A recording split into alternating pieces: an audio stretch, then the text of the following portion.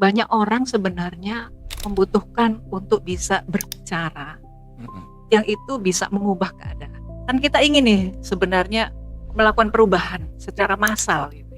Kalau kita melakukan perubahan sendirian, Pak, capek.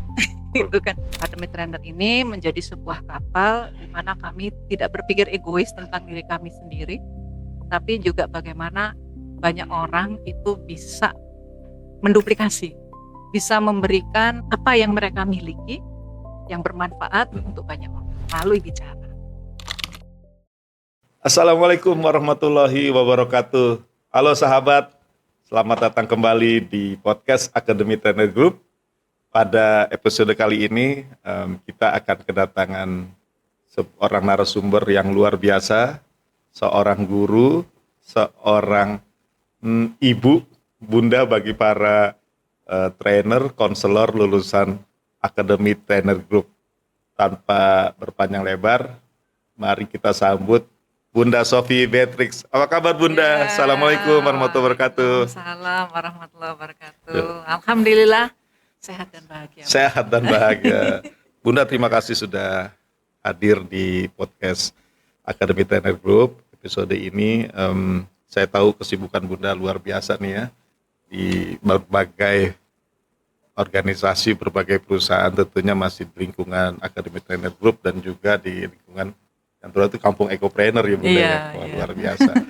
Oke, teman-teman, sahabat, sebelum saya bertanya lebih banyak ke Bunda Sophie, perlu diketahui juga nih Bunda Sophie adalah founder di Academy Trainer Group, juga founder di Kampung Ekopreneur, dan beliau saat ini juga menangani sebuah entitas perusahaan di bawah Academy Trainer Group yang disebut dengan Kampung Hening. Ya, nanti sahabat bisa tahu lebih banyak ketika menyimak diskusi saya, tanya jawab saya dengan Bunda Sophie. Bunda Sophie, kalau orang banyak tahu kalau Bunda Sophie juga salah satu founder di Academy Trainer Group, tapi saya yakin sahabat tidak tahu siapa sebenarnya Bunda Sophie gitu ya. Bunda Sophie mungkin boleh diperkenalkan. Kalau nggak salah ada nama apa, kalau saya pernah lihat Sophie Beatrix Wulandari ya. Iya, Gitu. waduh. buka ini nih, buka nama Bukan ini. nama. Baik, Pak. Syukur alhamdulillah ya. Loh, Pak, syukur alhamdulillah ya. Syukur Abdullah Bunda. Saya ini kalau bisa dikatakan sebenarnya orang dapur, Pak Orang Syukur. dapur. Iya, orang yang memang sukanya di belakang layar ya. Kerja di belakang layar. Mungkin sebelum adanya Academy Trainer ini, saya ini sebenarnya kalau dibilang orang yang suka belajar di jalanan. Oke. Jadi belajar di jalanan itu memunguti ilmu-ilmu di jalanan ya. Memunguti ilmu-ilmu. Terutama dalam kehidupan. Nah, sebelumnya saya seorang penulis memang ya. Background penulis buku, dan disitulah saya memulai untuk belajar tentang kehidupan, mengamati orang, ya. Dan kemudian akhirnya bisa menjadikan itu sebuah pola, gitu ya. Dan dari pola itu, nah saya ramu nih, jadi duit. Pola yang diramu jadi duit gitu ya. Jadi sebenarnya simple Pak kalau cari duit itu. Simple kalau Simple cari Pak duit. ya kan. Jadi apa yang kita amati, apa yang kita sadari, ya, yang kita pungut di jalan gitu ya, kita dapatkan dari berbagai pengalaman, itu kalau kita jadikan pola, nah itu bisa kita jual. Oh, jadi sebenarnya kalau dengan kata lain, ilmu itu bisa dipelajari di mana saja. Nah, tergantung betul. kitanya mau mungut apa enggak gitu kan. Betul. Padahal ilmu itu sebar di mana-mana, berserakan gitu ya. Betul. Dan bisa jadi duit gitu. Nah, kasih tahu contohnya Bun. Nah, contohnya begini. Ini bergerak dari awal saya menjadi penulis buku. Awalnya saya menulis buku tentang diri saya, ya, tentang cara menjadi event organizer yang waktu memang saya geluti, cara ya pengembangan diri gitu ya. Tapi belakangan setelah itu saya banyak mendapatkan kegiatan sebagai ghostwriter. Ghostwriter artinya penulis di balik layar ya, menulis buku para tokoh, ya ada para artis, pengusaha dan kemudian juga para pejabat gitu ya. Nah itu saya menuliskan buku biografi mereka. Nah dari situ tuh Pak, memunguti ilmu di jalan itu ya. Oke. Jadi ini kan para tokoh nih, Mm, udah expert, mm, bukan orang sembarangan. mm. Pasti ilmu yang mereka miliki itu Luar nggak biasa. bisa ditemuin dimanapun ya. Setuju. Nah itu dari situlah justru saya mendengarkan mereka bercerita, saya menuliskan, akhirnya menjadi sebuah buku. Itu justru menjadi guru saya. Jadi saya privat nih Pak. Oh, kita udah dapat ilmu, dapat duit Dapat juga. duit juga gitu Pak. Nah itu kemudian berlanjut, akhirnya mungkin saya mulai sadar bahwa Hmm. ini mungkin it's about me gitu ya. Hmm. Ini bukan tentang banyak orang yang harus saya pikirin gitu ya. Oke. Nah baru kemudian pada fase berikutnya saya menyadari bahwa saya ingin melakukan sesuatu yang itu mungkin sudah Allah tugaskan untuk kita bisa memberi manfaat pada banyak orang. Jadi disitulah saya mulai diskusi nih sama Pak Jamil. Apa sih ini yang bisa kita lakukan gitu. Sementara itu kami sebenarnya berjalan sendiri-sendiri ya, Pak Jamil dengan Kubik, saya dengan nulis buku gitu ya. Akhirnya setelah di situ kita menemukan bahwa dari pengamatan kita bahwa banyak orang sebenarnya membutuhkan untuk bisa berbicara yang itu bisa mengubah keadaan gitu ya. Kan kita ingin nih sebenarnya melakukan perubahan secara massal gitu ya. Kalau kita melakukan perubahan sendirian Pak capek gitu kan. Betul. Nah, bagaimana caranya supaya kita bisa melakukan perubahan secara massal? Maka disitulah titik mulanya kami berpikir untuk mendirikan Akademi Trainer. Oke. Akademi Trainer ini menjadi sebuah kapal di mana kami tidak berpikir egois tentang diri kami sendiri, tapi juga bagaimana banyak orang itu bisa menduplikasi, bisa memberikan apa yang mereka miliki yang bermanfaat untuk banyak orang melalui bicara. Nah itu tuh Pak cerita awalnya. Jadi kalau tadi Bunda bilang sebagai penulis ghostwriter ya, saya agak tertarik juga. Kan sekarang tuh di era sekarang saya tahu nih banyak pejabat, banyak bahkan direksi perusahaan, bahkan ada orang yang ingin membuat buku tapi tidak tahu caranya gitu. Jadi kalau misalkan mau nulis buku bisa dibantu sama Bunda dong kalau gitu ya. Iya dong. Begitu ya? Iya Pak. Jadi kalau menulis buku itu ada yang jadi ada beberapa jenis ya yang biasanya minta kepada saya itu ada yang mau nulis sendiri. Menulis sendiri. Oke, kalau menulis sendiri berarti dibimbing aja. Dibimbing gitu. aja. Ada yang datangnya hanya saya mau launching nih tolong diberikan testimoni. Nah, itu aja ya kan. Itu berarti udah oke gitu. Nah, tetapi ada juga yang itu dibantu untuk menuliskan. Itu karena kesibukan ya kan. Banyak orang-orang yang luar biasa yang itu sayang kalau nggak dituliskan juga ya. Karena ilmunya tacit knowledge itu Pak. Tacit knowledge. Ya. Ilmu yang itu tidak bisa didapat dimanapun. Karena itu based on pengalaman. Oke. Nah, makanya akhirnya saya banyak terjun juga di perusahaan. Itu terutama pada pimpinan-pimpinan yang mau pensiun gitu ya. Kan itu mereka ada tacit knowledge yang harus disampaikan kepada penggantinya mungkin ya. Dulu saya sempat menulis bukunya Pak SBY juga itu. Beliau ketika itu mau memang sudah selesai masa tugas dan beliau menyampaikan bahwa nulis buku ini sebenarnya supaya berkelanjutan. Apa yang sudah dibangun diharapkan bisa dilanjutkan. Gitu. Nah ini yang menarik nih, para leaders berpikirnya seperti itu Pak. Dan Bunda sekarang masih aktif untuk mengerjakan buku itu? Iya. Boleh di-spill nggak kira-kira Bun yang? Waduh.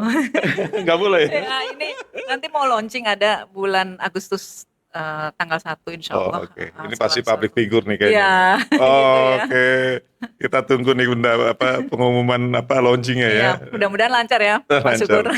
Amin. Terus Bunda kan saya juga kan ikut juga di kelas Speak to Change gitu. Terus ada Happy Counselor gitu kan. Dan Bunda spesialisasi sekali nih kalau udah ngomongin mindfulness gitu ya, sehingga Kampung Hening pun yang Bunda tangani, yang Bunda handle sekarang, Bunda pimpin, larinya adalah memang ke mindfulness gitu ya. Nah, pertanyaannya adalah kapan pertama kali Bunda nih bersentuhan dengan yang namanya mindfulness ini, Bunda gitu? Boleh tahu nggak, Bun? Iya, iya, iya. Iya Pak Syukur. Nah ini yang mungkin menjadi dasar berdirinya Kampung Hening ya. Oke. Menurut saya setiap kejadian yang tidak baik itu adalah pesan baik dari Allah. Gitu. Kejadian yang tidak baik adalah pesan baik. Iya. Nah, sama ketika waktu saya menemukan mindfulness di dalam Kampung Hening ya, mendirikan Kampung Hening itu adalah ketika saya mengalami suatu kejadian yang tidak baik. Ya, luka batin yang belum selesai gitu ya. Nah, luka batin yang belum selesai ini kalau cuman menyakiti diri sendiri nggak masalah. Tapi ini masalahnya menyakiti banyak orang kan gitu ya. Ketika kita mengalami luka batin pasti kita menyakiti juga orang-orang di sekitar kita. Oh iya? Gitu. Iya. Tanpa ya. disadari atau? Tanpa disadari. Tanpa disadari. Ya. Nah makanya pada saat itu saya melakukan jeda, berhenti sejenak dari berbagai kesibukan. Saya pergi ke suatu tempat untuk melakukan ya kalau sekarang disebutnya healing ya. Healing ya. Sebuah refleksi gitu ya, sebuah perjalanan di mana saya di situ bisa mulai menyadari ya bahwa ada yang salah nih gitu ya, ada yang salah di diri saya. Tapi nah ini juga mungkin bisa refleksi ke teman-teman yang lainnya ya, bahwa ketika kita berada dalam kesibukan yang padat, kita nggak punya waktu untuk melihat ke dalam. Ada yang salah ya. Disalahnya di mana ya? Gitu. Nah, maka mungkin perlu jeda sejenak. Inilah mungkin bisa dikatakan mindful, jeda sejenak, berhenti sejenak untuk bisa melihat ke dalam diri. Nah, itu akhirnya disitulah mulai saya menemukan banyak hal, melakukan rilis, belajar kemana-mana lagi, padahal mungkin background saya sebelumnya kan psikologi ya, tapi ilmunya nggak kepake nih ternyata selama ini gitu ya. Jadi ketika udah kena hantaman baru ilmunya mungkin kepake. Nah akhirnya ketika saya melalui proses penyembuhan, alhamdulillah tahap demi tahap, saya merasa bahwa inilah pesan cintanya Allah, bahwa ada yang harus saya bagikan kepada orang lain yang mungkin mengalami hal yang sama. Disitulah berdirinya Kampung Hening. Sampai sekarang alhamdulillah Kampung Hening ini kan sempat jeda juga ya, sempat berhenti karena banyak kegiatan yang lain-lain. Ini insya Allah walaupun happy counselor-nya nggak jeda ya, Pak ya. Nggak jeda. Nggak jeda, yang jeda ini kegiatan-kegiatan mindful ya, kegiatan-kegiatan journey untuk mental health gitu ya. Nah akhirnya alhamdulillah ini mulai running kembali dengan bahkan lebih kuat lagi dengan teman-teman alumni Happy Counselor. Iya betul. Dan saya juga dengar sekarang Kampung Hening dan Academy Taylor Group juga sedang membuat kerjasama dengan sebuah LSP dan BNSP ya untuk membuat satu sertifikasi konselor mental wellness ya Bunda ya. Dan saya rasa itu tentunya nanti akan benar-benar bermanfaat buat para konselor yang apalagi lulusan-lulusan Happy Counselor di Academy Trainer Group gitu ya. Nah, kan kalau saya lihat bahasa mindfulness ini kan kayak ada sesuatu yang abstrak ya Bunda ya gitu betul, ya. Betul. Kalau secara umum gitu buat orang-orang awam itu mindfulness tuh kayak gimana sih? Jenis apa sih Bunda gitu? Iya sih. Sebenarnya mindfulness itu kalau secara harfiah memang diartikan itu agak mungkin berat untuk dipahami ya. Tapi saya punya istilah lain mungkin Pak yang lebih pas gitu, yaitu menyadari tubuh, pikiran dan perasaan gitu. Jadi tubuh, pikiran, perasaan. Jadi kita selama ini kayaknya nggak sadar kan, banyak yang dilakukan nggak sadar gitu ya. Mau mandi aja udah mandi, gitu ya. Tidak merasa karena autopilot ya. Autopilot gitu. Kita makan pun gitu. Apapun yang kita lakukan dalam keseharian itu kita tidak pernah, jarang ya menyadari, oh saya lagi memakai baju, oh saya lagi membaca buku. Hal yang sederhana ya, Menyadari ketika sedang melakukan sedang sesuatu. melakukan gitu. Oke. Nah, itu hal-hal yang sepele tuh, yang kecil. Ya. Tapi kalau kita sering melakukan penyadaran itu, menyadari misalnya, oh tubuhku lagi sakit, oh tubuhku lagi protes nih karena tadi habis makan sambel, gitu ya. Oke. Kan selama ini nggak sadar gitu. Pokoknya sakit perut aja Iya, dah namanya gitu. sakit, kenapa ya kok saya sakit perut nih gitu Oke, kan. oke. Tapi kalau sering kita melakukan mengamati diri, mengamati hati, suasana hati, tanya apa kabar diri saat ini gitu, iya kan, ngobrol, itu akan membuat kita semakin peka terhadap banyak hal. Dan kepekaan itu, kesadaran itu yang dibutuhkan. Dan ngobrol dengan diri tadi itu sebenarnya salah satu mindfulness. Itu text time kayak Bu Noze ketika ngobrol gitu dengan diri sendiri itu mungkin karena belum terbiasa kali ya. Iya. Oh, oke. Iya Pak. Jadi sebenarnya setiap kegiatan tidak hanya ngobrol dengan sendiri-sendiri ya. Iya. Ngobrol, pokoknya kita fokus Iya. dan menyadari apa yang kita lakukan. Iya. Memaknai apa yang kita lakukan. Iya. Gitu ya. Kadang kalau untuk bisa fokus, untuk sadar itu kan agak berat. Ya. Iya.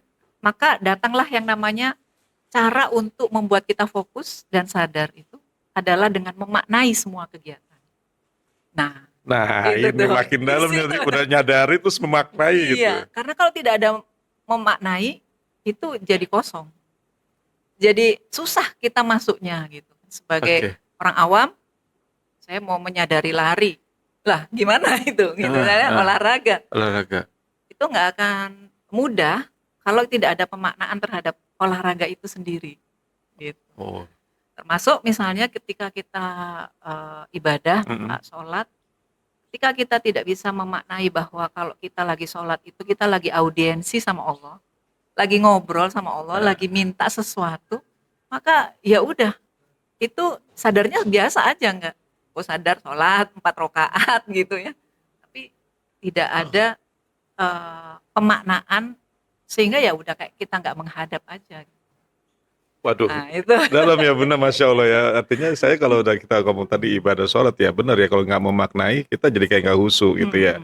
Saya juga pernah dengar kalau mindfulness eating gitu ya, makan dengan mindful gitu kan, artinya kalau makan bayangkan bagaimana nasi ini bisa ada di meja kita gitu ya Bun ya.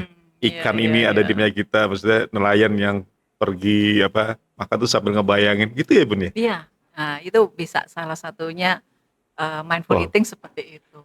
Itu lama berarti makannya. Kalau awalnya memang tidak mudah Pak. Tidak mudah ya? Tidak mudah. Awalnya kan latihannya. Makanya latihan tuh kecil-kecil. Menyadari nafas. Oh ternyata aku selama ini bernafas ya. Kan selama ini nggak sadar Pak ya. Betul. Menyadari nafas aja enggak ya. Iya gitu. Padahal kalau kita maknai Pak, menyadari nafas itu, kita masukin makna-makna di dalamnya, nafas itu menjadi nikmat. Nah, ending dari mindfulness itu kenikmatan, Pak. Gitu. Ending dari mindfulness itu kenikmatan. Iya, itu yang dicari kan. Yang dicari. Kenapa kok orang pada berbondong-bondong pengen mindfulness gitu ya, dengan berbagai cara, dengan berbagai definisi ya, pokoknya fokus dan sadar. Tapi ketika tidak memberikan makna terhadap kegiatan itu ya agak kosong gitu. Itu dan akhirnya nggak jadi menikmati. Akhirnya jadi tidak merupakan sebuah kenikmatan gitu. Nah, contohnya ini Pak, sederhana. Pak Syukur kalau lihat hujan rasanya gimana? Hujan tuh biasa aja ya. Iya, bawa rumput, bawa tanah udah selesai itu. Kalau saya sekarang udah sampai meneteskan air mata. Serius, Bunda? Iya. Karena saya menikmati hujan karena saya pernah melihat kekeringan di satu tempat gitu ya. Kering, nggak ada air, kasihan orang pada berebut air. Jadi waktu saya ada hujan turun itu nangis saya merinding. Karena saya memaknai, ya Allah terima kasih ya udah diturunin hujan di tempat ini. Bayangin di Eropa sekarang lagi kekeringan, lagi panasnya luar biasa, kita enggak gitu. Nah itu akhirnya lihat air hujan itu nangis. Wah, itu benar-benar memaknai dengan dalam ya Bun ya. Iya. Nah, Artinya ada, jadi pengen nanya lebih jauh nih Bun. Ada nggak salah satu yang mindful ini benar-benar menyelamatkan kehidupan yang pernah Bunda alami gitu ya, dengan oh, mindful itu? iya, iya. Pasti ya. Pasti ya, benar. Wah, ini menarik ya. Terutama mindful sholat. Mindful sholat. Iya. Praying ya. Hmm. Kalau mungkin secara umumnya mindful praying. Hmm. Saya itu orang yang sebenarnya gampang ke distract, ya, nggak mudah fokus. Ya mungkin banyak orang yang mengalami gitu Iya, ya. iya, iya. Sholat itu kadang mikirin ini, kadang mikirin itu. Jemuran belum diangkat itu. Nah itu ya. Itu sesederhana itu. Ya. Tapi ketika saya belajar apa sih maknanya, sholat itu sebenarnya tadi ya audiensi kita sama Allah. Mulai dari awal kita berniat, itu sebenarnya beda dengan ketika saya tidak melakukan itu dengan mindful, dengan khusyuk gitu ya. Misalnya gini, dulunya saya ya niat aja baca doa niat ya kan, Ya. Allahu Akbar gitu Ya. kan. Tapi sekarang saya meniatkan, ya Allah, aku ini mau ketemu dengan Engkau, aku mau audiensi ya Allah, mau menyampaikan apa yang aku rasakan pada siang hari ini. Gitu. Terima aku ya Allah. Itu yang saya niatkan di awal, kemudian baru saya niat sholat. Oke. Nah itu rasanya ternyata beda banget. Semua di dalam gerakan itu juga beda banget rasanya. Dan dinikmati. Dinikmati. Walaupun ya Pak, kita kan manusia nih, Iya, iya, tidak iya. terlepas dari distraksi Iya, itu iya. ya. Banyak orang juga yang datang sama saya itu gini, Bun gimana sih caranya nafas mindful breathing, saya baru 1 menit aja udah ke distract kemana-mana gitu Iya, kan. iya, iya. Itu nggak dilepas dari itu. Ya. Ya, saya pun mengalami itu, sholat itu nggak bisa 100% Pak. Bisa sampai akhir itu mindful ya. Katanya sih kalau bisa 100% mindful itu nanti bukan jadi manusia lagi katanya. Oh gitu ya. Sempurna gitu. Sempurna karena itu bukan manusia. Ya, ya. Nah makanya akhirnya saya ketika ada yang datang kepada saya kok nggak bisa mindful banget. Nggak apa-apa, berarti Anda manusia gitu. Jawaban yang paling menenangkan. Karena apa? Karena Anda manusia gitu. Iya. Dan itu yang kita latih gitu. Oke, 1 menit, jadi 2 menit menikmati nafas, jadi 3 menit. Lama-lama bisa lebih banyak yang bisa kita nikmati. Dan itu mungkin pada waktu mindful breathing dapat, pada waktu mindful eating dapat, pada waktu kan akhirnya kalau lama-lama dikumpulin jadi banyak Pak, seharian kita aware. Oke, wah. Gitu. Jadi sebenarnya ya tadi lakukan dulu pelan-pelan kecil-kecil gitu ya, lama-lama nanti akan terbiasa gitu ya, terus dicoba dipraktekkan lagi gitu ya, terus begitu terus menerus. Waduh. Dan ini benefitnya Pak, orang kan sering gini, ngapain sih saya belajar kayak gitu, gitu kan. Jadi kalau kita semakin aware, kita semakin sadar, kepekaan kita itu jadi naik. Kepekaan menjadi naik. Ya. Nah kepekaan itu fungsinya banyak. Kepekaan terhadap orang lain. Orang lain ini ngomongnya nggak apa-apa ya, tapi kok wajahnya gitu ya. Terutama ini bapak-bapak sama istrinya. Kan ibu-ibu bilang, nggak apa-apa, nggak apa-apa. Tapi nggak apa-apa wajahnya flat Pak. Nah misalnya kita nggak melatih itu, kita nggak peka tuh sebenarnya orang tuh ngomong nggak apa-apa padahal hatinya dongkol gitu kan. Nah itu tuh Pak, jadi salah satunya itu tadi, kepekaan dalam komunikasi. Itu jadi lebih kita makin lebih peka. Dampaknya tentunya kalau peka itu banyak, bisa hubungan lebih baik, bisa negosiasi lancar dan lain-lain. Wow. Itu kan. Kemudian yang kedua, kita juga peka terhadap diri sendiri. Kita tahu perasaan kita lagi nggak enak karena apa. Nah jadi akhirnya solusinya dapat kan kalau kita tahu karena apa. Betul. Nah, banyak kan nggak nyari-nyari dulu gitu. Nggak nyari-nyari dulu. Kenapa ya saya kok lagi nggak enak hari ini? Oh iya, tadi ada peristiwa yang membuat saya teringat pada kondisi ini yang buat saya merasa tidak nyaman. Ya udah, solusinya apa? Ya udah, itu kan masa lalu. Jadi bisa langsung dapat gitu loh solusinya. Gitu, karena kesadaran itu ada.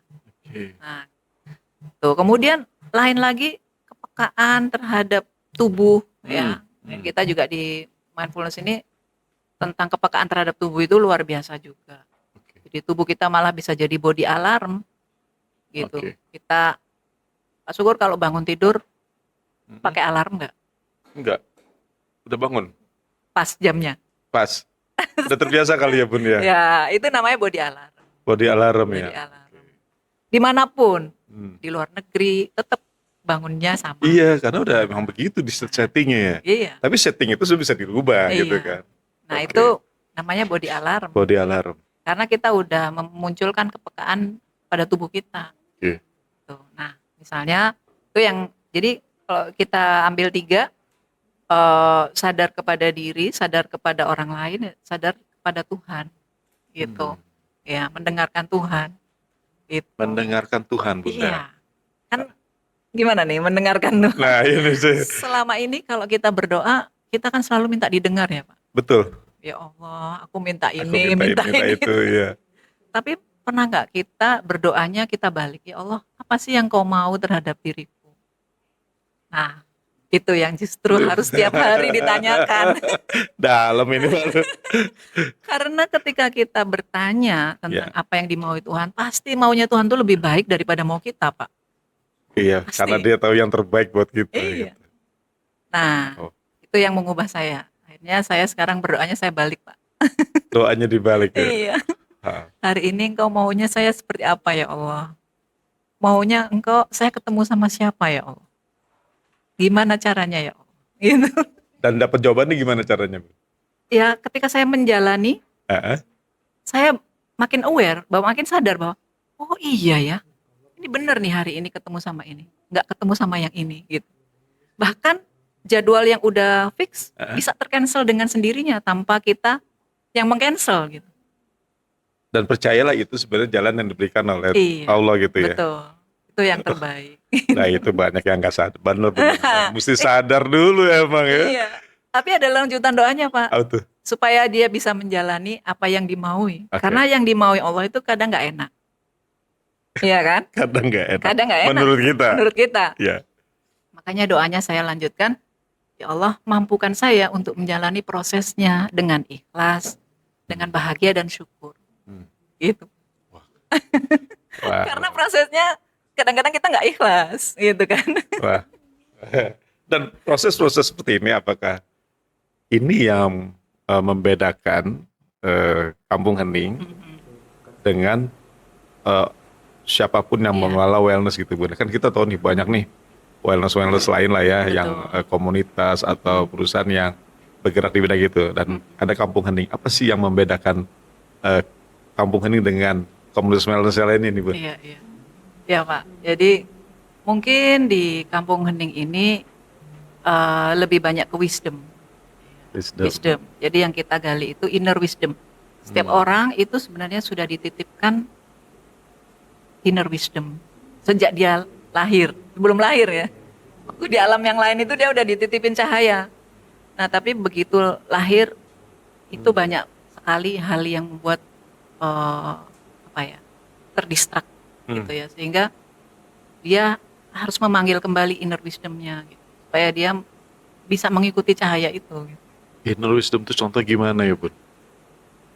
Inner wisdom. Seringkali gini ya, Pak Syukur sering nggak sih misalnya mengambil keputusan-keputusan dalam bisnis, itu bingung. Ya. Yang mana sih yang benar? Ya. Mana sih yang harus saya pilih? Ya. Bahkan untuk ibu-ibu aja kalau mau pergi keluar, saya ini milih baju aja butuh keputusan, Pak. Saya udah bener nggak ya? Ternyata pas keluar baju ini, salah kostum. Gitu kan? Gak baca WA grup. Nggak mengikuti inner wisdomnya gitu. Jadi ada di dalam diri kita itu petunjuk sebenarnya, tapi terhalang. Nah itu yang kita latih supaya kita sadar, kita semakin menemukan petunjuk-petunjuk itu walaupun sesederhana apapun. Sederhana. Gitu. Dan yang kedua, kita selain wisdom itu tadi yang mau kita tarik, karena itu akan menyembuhkan luka-luka batin. Karena luka batin itu sebenarnya justru buat saya adalah clue, pesan dari Allah, supaya kita nemuin tuh inner wisdom kita. Sebentar, Bun, luka batin adalah clue. Iya. dari Allah supaya kita menemukan inner wisdom. Iya. Kan kalau nggak dikasih luka batin kita nggak sadar-sadar Pak, asik aja gitu. Oke. Jadi dikasih clue itu supaya kita duduk sejenak, sadar, oh iya aku sebenarnya harusnya ke jalan ini ya, gitu. Nggak ke jalan itu. Nah, Wah, itu kayaknya butuh proses waktu yang lumayan iya. cukup panjang ya, Bun. Makanya saya tidak pernah menjanjikan orang yang bertemu dengan saya untuk konseling itu dalam sekian menit kamu pasti akan berhasil melupakan atau berhasil sembuh gitu. Karena itu semuanya proses gitu. Nah itu tadi ya satu nih wisdom. Wisdom. Yang kedua ini kita nature. Sure. Kampung Hening itu semua dikaitkan juga dengan alam. Karena ternyata salah satu yang membuat kita itu menemukan inner wisdom itu adalah ketika kita terhubung dengan alam semesta. Gitu. Dan itu kenapa saya perhatikan di Kampung Hening, IG-nya Kampung Hening, IG-nya Bunda. Sekarang mainnya sering ke hutan ya, Bunda. Iya. Iya, Pak. Itu bukan berburu tapi berburu keheningan mungkin. Iya. Oke. Karena di sana banyak. Saya juga dengan Pak Jamil itu kalau nemenin konseling private, Iya. pejabat gitu ya kan juga sering tuh Pak. Oh, oke. Nah itu kalau yang bapak-bapak sama Pak Jamil, kalau yang ibu-ibu sama saya. Oh, jadi Bunda nih kalau udah kita bilang mau kalau buat pejabat, direksi apapun ya gitu ya. Iya. Mau bikin buku hayuk ya bisa gitu kan. Mau konseling private juga bisa gitu. Dan tempatnya di hutan-hutan gitu ya, tempat private ya gitu ya. Oh, oke. Nah itu banyak yang justru menemukan solusi terhadap permasalahan bisnis loh Pak. Jadi bukan permasalahan pribadi aja, permasalahan bisnis. Itu hanya dengan duduk bersama di bawah air terjun, ngobrol, kakinya dicelupin di air gitu. Itu langsung banyak sekali insight. Wih, udah lama juga tuh nggak nyelupin kaki di air gitu ya. Bahkan mandi Pak, basah nih. Makanya saya baru sadar juga ya dulu raja-raja itu katanya kalau ingin sakti itu ada di bawah air terjun bertapa. Sebenarnya itu nggak mistik Pak. Nggak mistik ya. Karena kan dia berada dalam, udah bayangin raja kan pemimpin ya kayak Betul. sekarang ini Pak Presiden gitu kan. Iya. Banyak bisikan, Iya, ada iya, yang mencaci, ada yang mengkritik. Dia butuh waktu untuk jeda sejenak, untuk berada di keheningan, berada di alam. Dia juga terkoneksi dengan Tuhan gitu ya.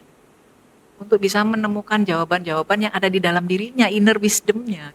Oh, itu artinya kayak apa yang kita ngomong? Forest bathing, Bunda. Ya, forest Mandi di bathing. hutan Iya. pada hutan.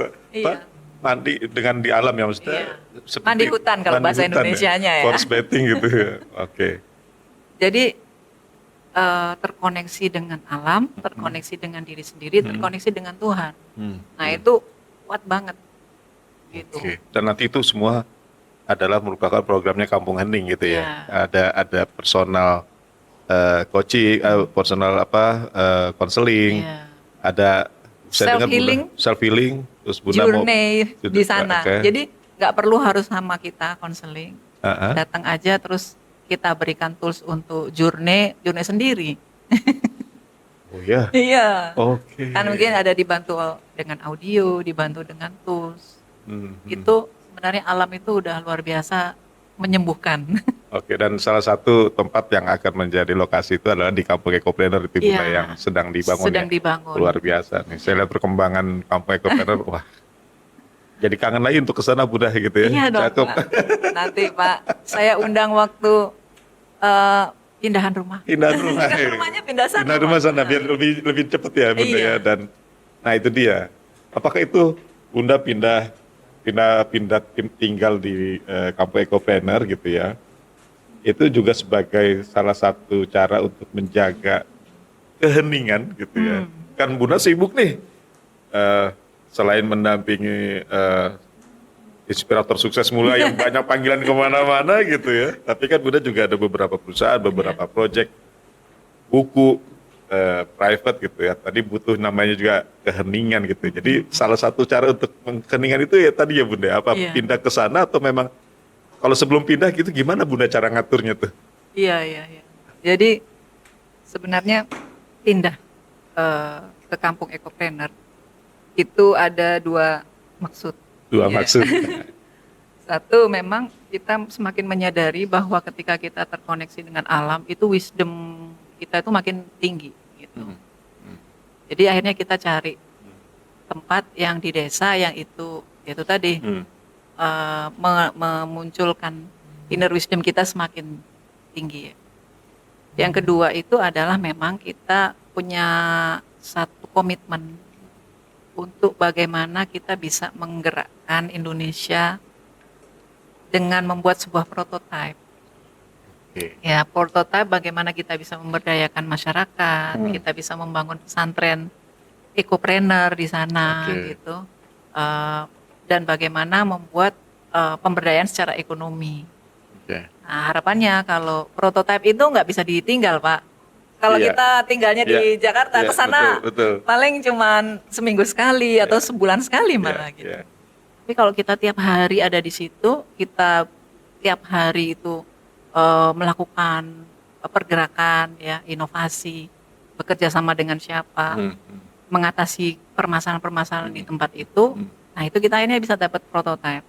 Harapannya kalau prototipenya sudah jadi, kita bisa menduplikasi ke seluruh Indonesia. Masya Allah. Makanya ini mohon doanya ya, Amin, Pak ya. Syukur ya, karena Akademi Tenar pasti akan diajak. Siap bantu Bunda, siap bantu. Nah, ini kita menjadi salah satu living lab dari IPB. Living lab. Iya, Oke. jadi apa yang kita lakukan prototipe ini nggak asal, gitu. Tapi dibantu secara ilmiah, secara akademis, ya, Oke. sehingga kita nggak salah dan menjadi lebih efektif oleh IPB salah satunya. Gitu. Jadi menarik ya Bunda ya. Semuanya menurut saya adalah sebuah ekosistem ya. Ketika tadi Bunda bicara bagaimana membangun Akademi Tenar Group, lalu bagaimana melihat kebutuhan mindfulness berdasarkan pengalaman pribadi Bunda dan mungkin pengalaman pribadi orang-orang terdekat Bunda. Terus sekarang Bunda lagi membangun sebuah living lab gitu ya, membuat prototipe di kampung ekopreneur yang ujungnya adalah sebenarnya adalah bagaimana menjadi penyebar kebaikan gitu Ya. Bunda ya. Dan ini sangat mulia dan saya sangat mau bantu sekali Bunda karena ini sesuatu yang luar biasa. Ini udah kebayang ke depannya seperti apa tuh, besarnya seperti apa tuh udah kebayang Bunda. Nah, kalau di podcast nih saya akan menanyakan mungkin sesuatu yang Bunda nggak ada tuh tadi ceritanya gitu ya. Nah Bunda kalau tadi nanya keheningan tuh, Bunda gimana ngatur keheningannya gitu kan. Sekarang kalau lagi Bunda lagi banyak nih pekerjaan gitu, apalagi kan menulis ya Bunda ya. Tadi Bunda bilang menulis dan saya tahu tadi Bunda bilang lagi mengerjakan sebuah proyek buku gitu ya. Ini kalau nulis itu mindfulness juga Bun. Dan itu bisa nggak diganggu sama siapapun ya? Atau ngurung diri atau gimana tuh Bun? Oh iya. Awalnya dulu saya nulis satu buku aja setahun, Pak Syukur ya. Tahun. Nah, karena kita sering melatih, sebenarnya ini ya pola ya, konsep yang bisa dilakukan dalam semua hal yang Oh, sukses. jadi kembali ya. ke pola yang Ke tadi pola. pagi Bunda Iya. di awal Bunda bicarakan Iya. ya. Oke. Jadi setahun satu, kemudian setahun bisa 2, bisa 3, bisa 4 gitu kan. Nah akhirnya, dan itu biasanya butuh apa? Butuh harus kabur dulu, nyari Betul. hotel, ngerjain ya. gitu kan. Nggak ada orang yang ganggu, Ya. dan udah ngomong saya silent ya selama 3 hari gitu kan. Oke. Nah, tapi sekarang alhamdulillah udah bisa dikerjakan kapan saja Oh, gitu iya. ya di mana saja. Karena itu tadi mindfulness Pak, dilatih. Jadi ketika kita sudah melatih mindfulness, dalam sekejap kita bisa fokus. Jadi mindfulness luas banget ya Bun ya. Iya, betul. Dampaknya tuh luas, bukan Dampaknya sekedar luas. duduk diem gitu terus mengingat-ingat apa. Memfokuskan pada sesuatu intinya. Memfokuskan pada sesuatu. Iya. Kan Dan- kayak tadi sholat memfokuskan pada Oke. Allah, pada waktu makan memfokuskan pada makanan, menyadari gitu kan. Nah, ketika kita udah sering melakukan itu kecil-kecil, dia akumulatif kan. Nah, ketika kita nulis buku yang awalnya butuh waktu untuk saya mau fokus nih, jangan diganggu ya gitu. Tapi sekarang udah nggak sampai di situ, udah lebih dari itu. Jadi dalam waktu singkat, oke, ngerjain. Jadi seolah-olah nggak ada orang di sekitar kita, seolah-olah nggak ada apapun gitu. Fokus. Walaupun ada orang di sekitar Walaupun gitu. ada orang, walaupun distract-nya ada, tapi kita jadi lebih fokus. Oke, jadi memang saya setuju Bunda bahwa sebenarnya ini muncul dari kebiasaan-kebiasaan kecil sehingga dia menjadi sebuah pola. Iya. Ketika pola itu sudah lengket, Habit, nempel, ya. habit di kehidupan kita ya sedikit banyak pasti udah sering banget kita praktekkan secara tidak sadar lagi gitu Iya. ya. Betul. Waduh, nah Jadi- ini menarik ini. Makanya saya pernah juga ngisi training di sebuah perusahaan itu, ada karyawan yang bertanya, gimana ya kita tuh distract dengan harus 2-3 device loh waktu meeting kan gitu ya Pak, Iya, bener kan ya? iya. Bukannya 2 laptop, 1 handphone nih, Betul. 3 Zoom gitu 3 kan. Zoom gitu. Nah itu gimana nih? Apakah itu membuat kita jadi mindful apa enggak? Atau gimana caranya gitu? Nah saya nggak bisa mengajarkan itu dalam waktu yang sangat singkat, jadi harus berlatih ya. Tapi ketika sudah terlatih Pak, dalam waktu berapa detik kita udah bisa fokus pada satu device, fokus yang lainnya mungkin agak kelewat gitu. Tapi habis itu kita ketika fokus lagi, ini udah juga nggak perhatian gitu, nggak terngiang-ngiang gitu. Oke. Sehingga kita itu bisa membagi fokus, Hadir penuh ya. hadir penuh. Nggak bisa, tapi kalau misalnya kita lagi di sini mikirin yang ini, mikirin yang ini, jadi malah nggak dapat semua kan Pak. Gitu. Oke. Oh iya benar juga. Nah, artinya mungkin Bunda bisa kasih ke sahabat nih pesan-pesan yang begini. Kalau sahabat sedang dalam kelelahan, sahabat sedang dalam kesusahan, kira-kira kalau Bunda diberikan kesempatan, kasih dong pesan buat saya Bunda gitu tuh apa Bunda kira-kira? Pesan buat teman-teman yang aduh lagi lelah nih, lagi kehilangan arah gitu. Waduh. Terkait mindfulness gitu. Iya Pak. Jadi sebenarnya untuk melatih mindfulness aja dulu ya, tahap demi tahap. Kalau saya mungkin membuat metaforanya nih, metafora kupu-kupu Pak. Kupu-kupu. Ya, kupu-kupu ini kan mengalami metamorfosis dari ulat masuk ke pompong, kemudian jadi kupu-kupu yang cantik. Mungkin sekarang kita ada di fasenya ulat, gitu ya. Di mana fase itu ya nggak enak semua gitu ya, lelah ya apa. Tetapi ketika kita melakukan sesuatu sedikit demi sedikit, kita masuk ke pompong untuk jeda, untuk mindful, ya kan? Kita akan jadi kupu-kupu yang cantik, gitu Pak. Jadi benar dong kalau lagi stres kita healing dulu gitu ya. Iya, dan jeda itu nggak harus. Kalau Harus udah jalan-jalan ya. Iya, karena healing kadang-kadang shopping Pak, ke mall itu Pak. Pulang healing stres lagi. Stres lagi gitu kan. Oke. Nah kalau ini tuh memang makanya banyak yang bisa dilakukan untuk kita bisa jeda sejenak. Nah, ini terkait dengan pertanyaan saya ini benar saya potong ya, maaf Bunda ya. Yang Bunda program punya Bunda itu silent mindful listening. Iya. Itu salah satu jeda. Iya, salah satunya. Jadi ngapain itu Bunda? 2 hari, 3 hari? Ya ada custom juga ya kan, Custom, ada oh, custom oke. ya kan. Kalau custom tuh biasanya di perusahaan Pak, jangan Oke. lama-lama perusahaannya, soalnya karyawan harus masuk kantor gitu Oh, kan. gitu. Jadi kalau itu sih bisa dilakukan dalam 1 sesi, Oke. 1 hari. Nah tapi kalau yang paket yang lengkapnya untuk bisa membangun habit itu 3 hari. 3 hari. 3 hari, silent 2 malam. mindful listening. Iya.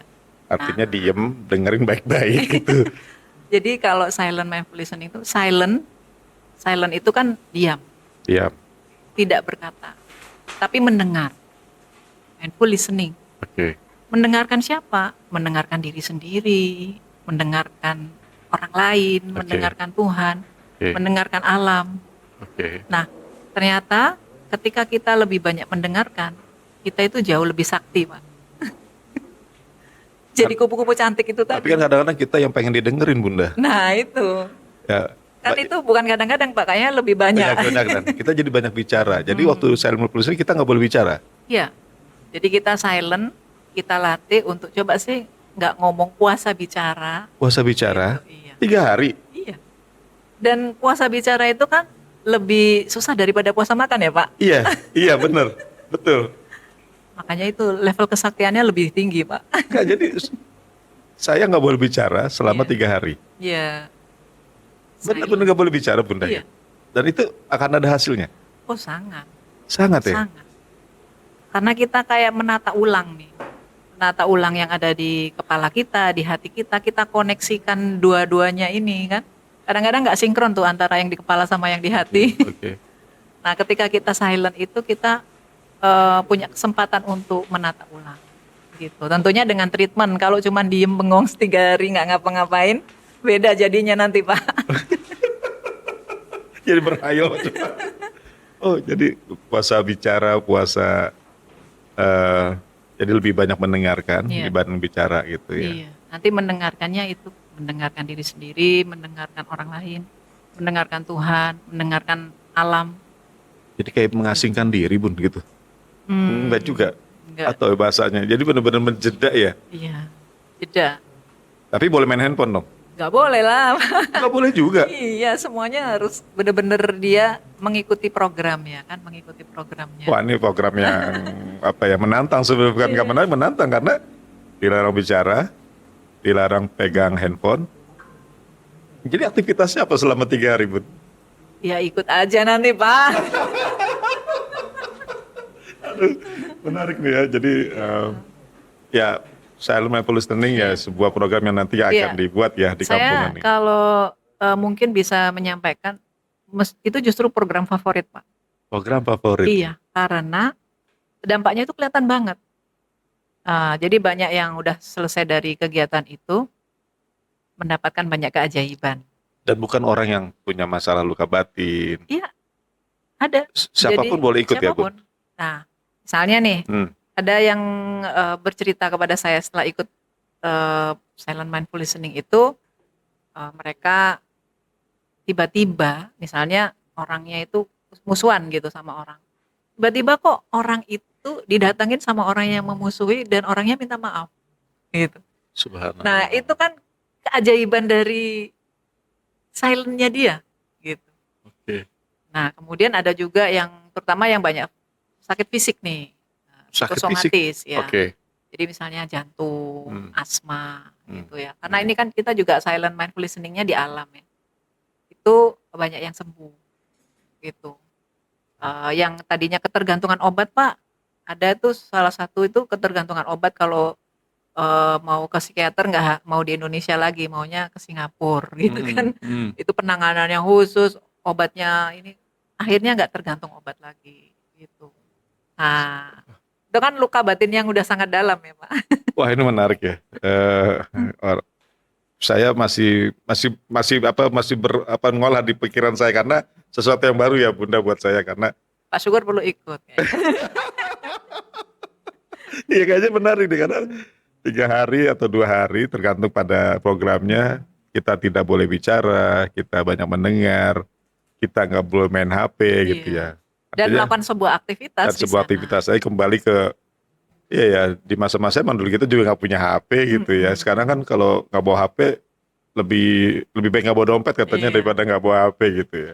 Wah, ini menarik Bunda, nanti sebuah program yang saya tunggu nih, dan mungkin kita nanti akan berkolaborasi untuk itu. Nah, mungkin Bunda di akhir podcast, satu pertanyaan wajib yang mesti saya tanya ke narasumber adalah, apa sih prinsip hidup Bunda yang Bunda pegang sampai saat ini, dan mungkin dari dulu dan sampai saat ini? Gitu.